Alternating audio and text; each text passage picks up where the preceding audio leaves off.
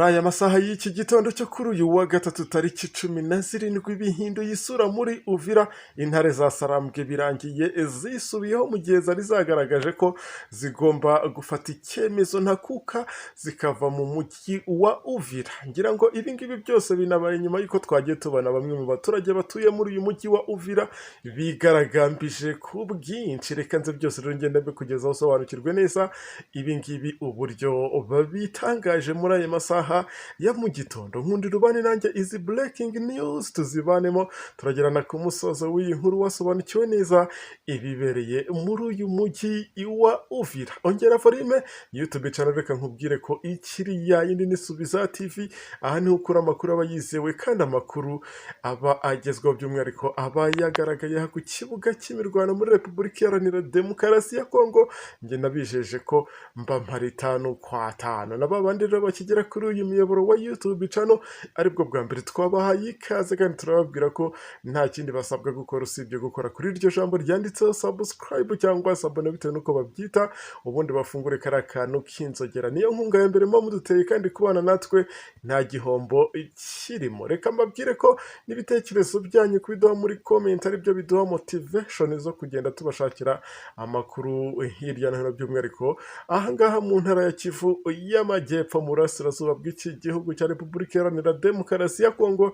Tuba duhari ku bwanyu. Ngira ngo ku munsi w'ejo hari ku wa kabiri tariki 16 nibwo benshi bagiye babona itangazo. Ngira ngo iyo nkuru nayibagejejeho mbabwira ko M23 cyangwa se intare za Sarambwe arizo zabishyize ku mugaragaro zigaragariza isi yose ko zigiye gukura ingabo zayo ahangaha muri uyu mujyi wa Uvira umaze igihe kingana nk'icyumweru ziwubohoye. Ariko abaturage batuye muri uyu mujyi ntago babyakiriye neza, ndetse biri mu byatumye bafata ibyapa byanditseho amagambo agiye atandukanye, ari nako bagenda baririmba mu mihanda basaba ko izi ntare za Sarambwe zidakwiye kuva muri uyu mujyi wa Uvira, kuko ngo baje ari nk'abacunguzi babo badakwiye kubata. Ari nayo mpamvu abangaba rero ibyo byose byaje kubakora ku mutima, baravuga bati ntago dukwiye guta abaturage bacu, by'umwihariko abangaba bari muri uyu mujyi wa Uvira. Ndahera ku byavuzwe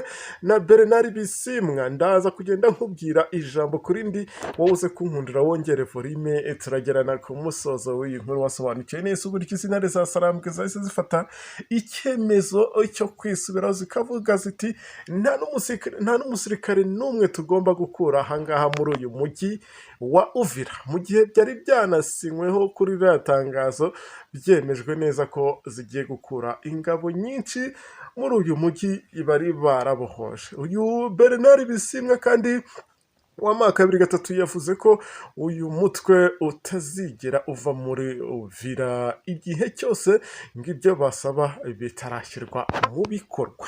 Ibi ngibi rero bakaba bitangaje aka kanya mu rwego rwo kugira ngo bakomeze basigasire umutekano w'aba baturage bari muri uyu mujyi wa Uvira. Bernard Bisimwa amaka 2 akimara kuvuga ko ngo abangaba bose cyangwa se izi ntare za Sarambwe nk'uko musanzwe mubizi ngo nta ngabo n'imwe igomba kuva muri uyu mujyi wa Uvira igihe ibyo basaba bitarashyirwa mu bikorwa. Akomeza anashimangira ko umutekano ari inyungu z'abaturage, bigomba rero kubanza kwitabwaho kuruta ibindi bintu byose, kandi koko ibi bintu nibyo yavuze. Yagize ati mu gihe ibyo dusaba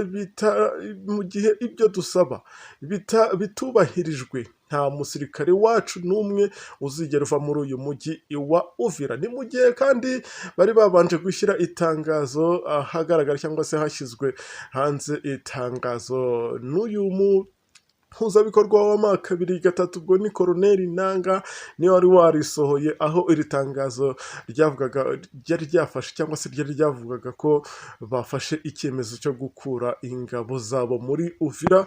Ibi ngibi bagiye babikora ngo ari urwego rwo kugira ngo abangaba bashyigikire inzira y'ibiganiro by'amahoro. Iryo tangazo rero byari bikubiyemo, nagenda mbinyuramo muri make kugira ngo bashe gusobanukirwa neza impamvu n'uyu nguyu Bernard Bisimwa nawe yaje ahita avuga ko byahindutse, ndetse byabaye ngombwa ko noneho ahubwo bakaza umutekano ahangaha muri Uvira, niba bamwe bari bikanze cyangwa se bari batekereje ko bahise bafata icyemezo koko, ubwo birashoboka ko bakimara kubivuga gutya hari za ngabo zahise zitangira kuza muri ibyo bice bigiye bitandukanye bya Uvira, bavuga bati intare za Sarambwe zirasohotse, natwe reka duhite tuba hafi kugira ngo tuze guhita tuwinjiramo. Ubwo abo ngabo nababwira ngo musubize amerwe mwiza. Koroneli Nanga yari yasobanuye ko iki cyemezo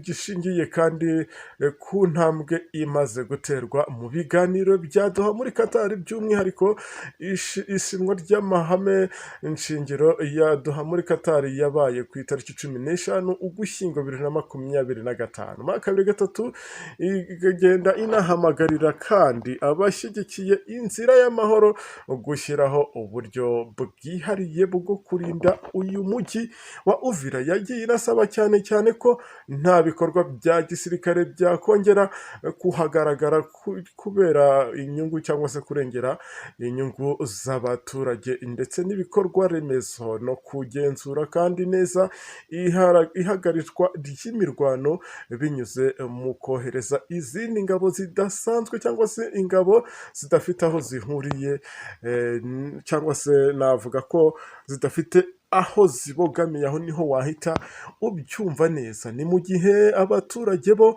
muri uyu mujyi wa Uvira basanzwe bawutuyemo bamwe bari bakiriye izi ntare za Sarambwe, aho byari byagiye bigaragara, ubwo ndi kuvuga ahangaha mu ntara Kivu y'Amajyepfo, byari byagiye bigaragara ko kuri uyu wa kabiri tariki 16 Ukuboza 2025 bari baramukiye mu myigaragambyo isaba ko izi ngabo z'uyu mutwe wa kabiri gatatu zitava muri uyu mujyi wa Uvira. Ni amashusho rero yakwirakwijwe kuri uru rubuga rwa X rwahoze rwitwa Twitter, by'umwihariko kuri uru rubuga rw'uyu nguyu Laurence Kanyuka, aho uyu umuvugizi wa kabiri gatatu yagaragazaga abaturage benshi bitabiriye iyo myigaragambyo bitwaje ibyapa ndetse banaririmba indirimbo zirimo ubutumwa busaba ko izi ngabo z'uyu mutwe wa kabiri gatatu zahaguma, ndetse banazita abacunguzi cyane ko abangaba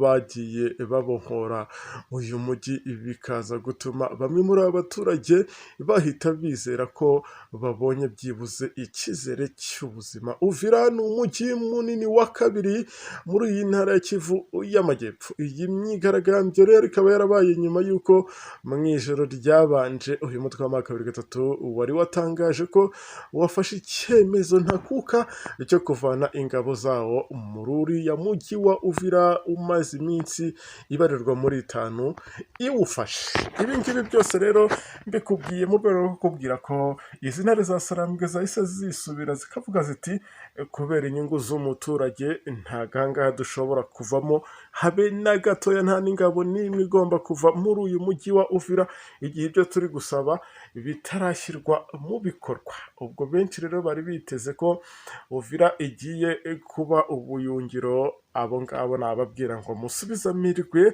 mwisaho.